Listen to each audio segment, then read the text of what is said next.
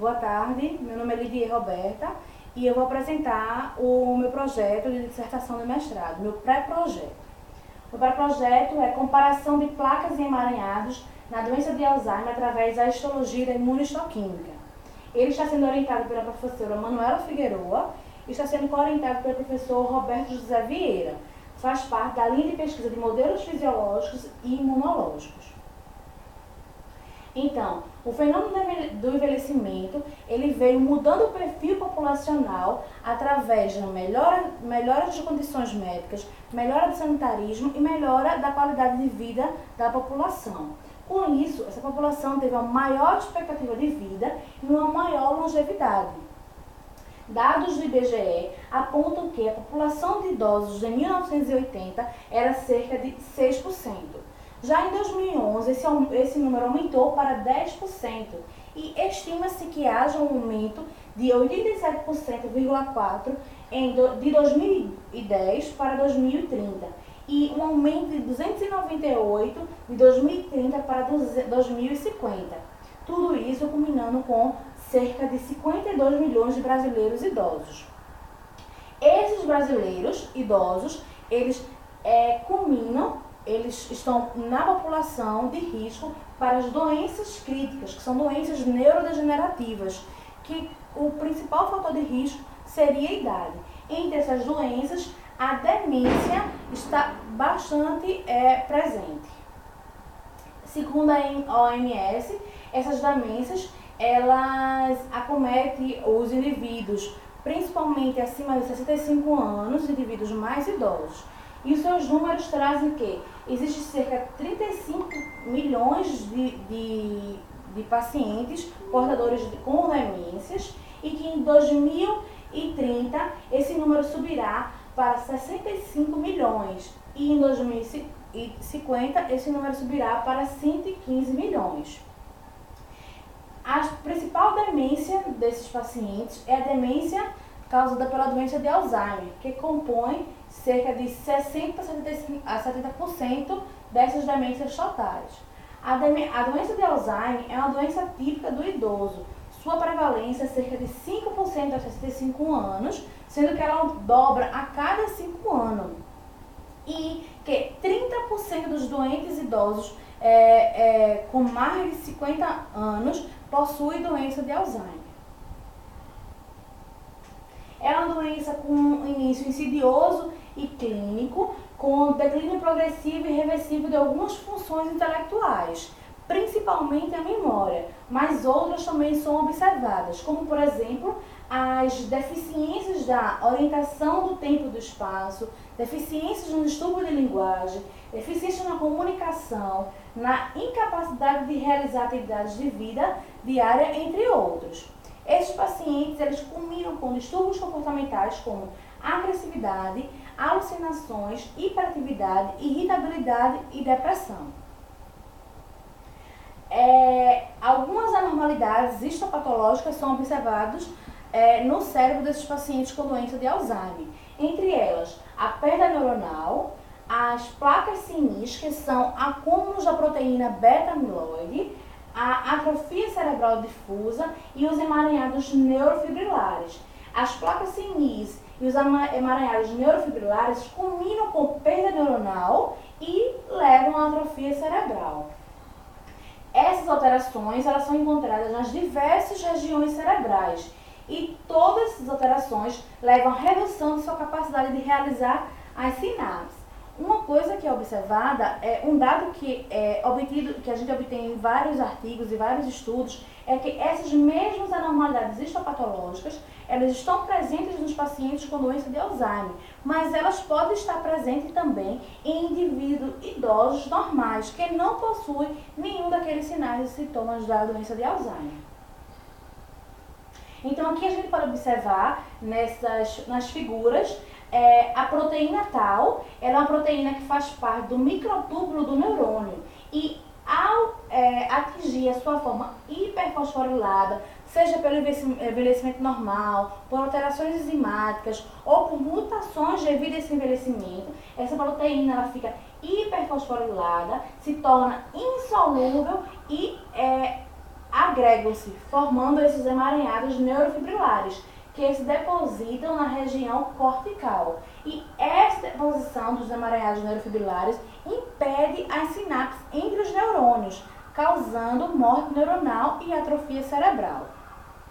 Aqui a gente observa a proteína amiloide. É uma proteína transmembrana que, em sua forma normal, ela é clivada pela enzima alfa-secretase, dando um resíduo alfa-secretase, que é solúvel e não se acumula nos neurônios.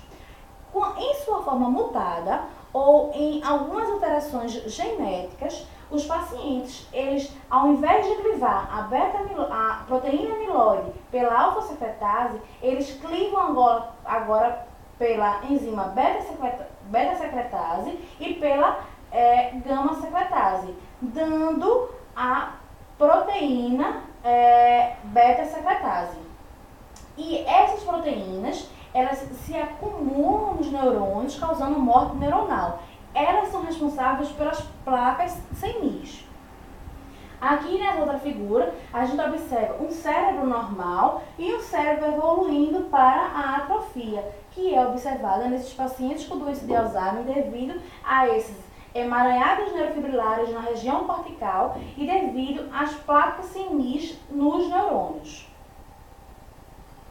Então, em diversas necrópsias, o que é observado é que essas alterações estão presentes no córtex de associação e no hipocampo, com uma relativa preservação do córtex primário motor, auditivo, sensitivo e visual, alterando assim mais as capacidades comportamentais do indivíduo.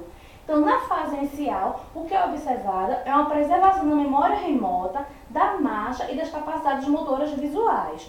Porém, com a progressão, com a evolução da doença, a gente tem também perda de memória remota. A perda de memória ela vai ser global, não apenas alterando o comportamento e a memória, mas passando a alterar também as funções motoras desse indivíduo, tanto visual, tanto da comunicação, como a marcha.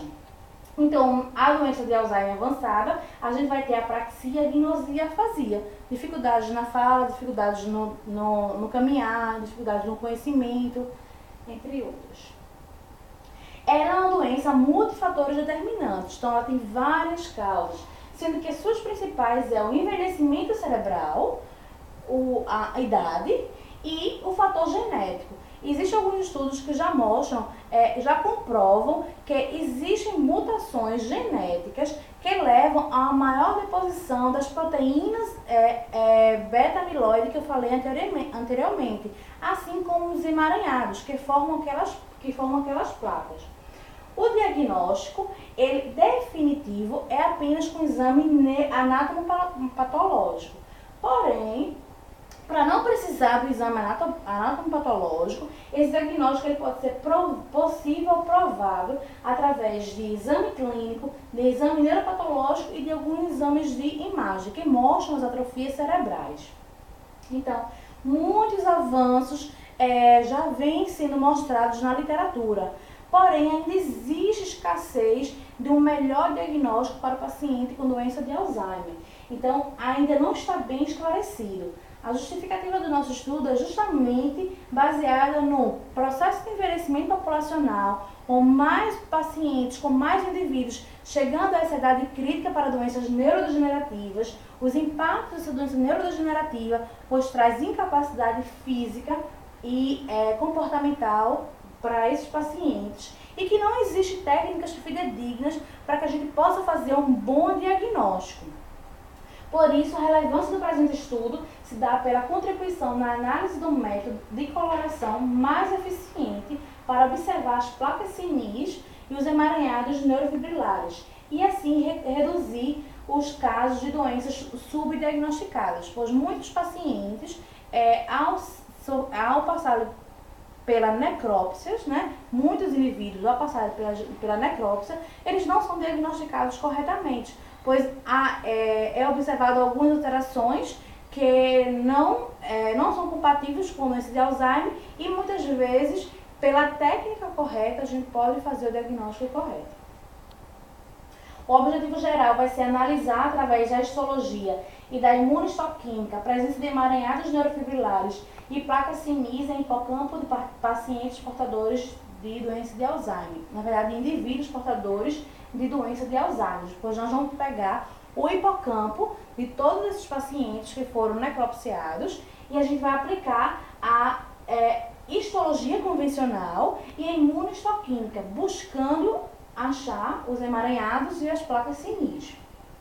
Além disso, nosso segundo objetivo é analisar as condições sociodemográficas e as condições clínicas e associar a sua relação com a doença de Alzheimer. Então, através da procura de prontuários, nós vamos buscar esses dados sociodemográficos e socioclínicos para ver se há alguma relação entre a doença e esses dados.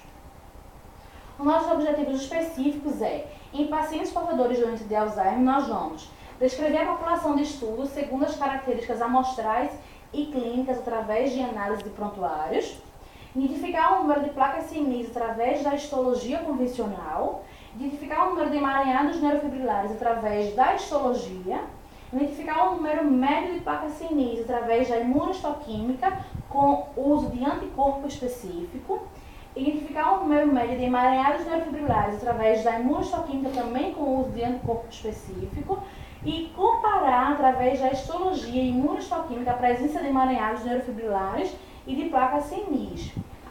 O último seria correlacionar o número médio de placas sinis observado através de duas técnicas de coloração com a faixa etária, para ver em qual faixa etária a gente encontra mais placas e mais emaranhados.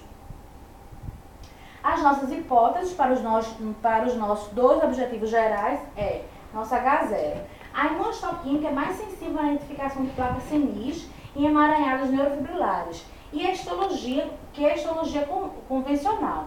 Portanto, a histologia convencional, ela subestima os diagnósticos de doença de Alzheimer. Então, a gente vai querer mostrar, provavelmente, o que a gente vai encontrar é que a imunistoquímica, ela é um médio diagnóstico mais fidedigno do que a histologia convencional. O H1 a quantidade de placas e emaranhados encontradas no hipocampo é maior quanto maior for a idade. Então, o que a literatura já traz para a gente e o que a gente vai tentar verificar nessa população é que no hipocampo desses pacientes, quanto maior for a idade, provavelmente vai ser maior a quantidade de placas e de emaranhados. Obrigada.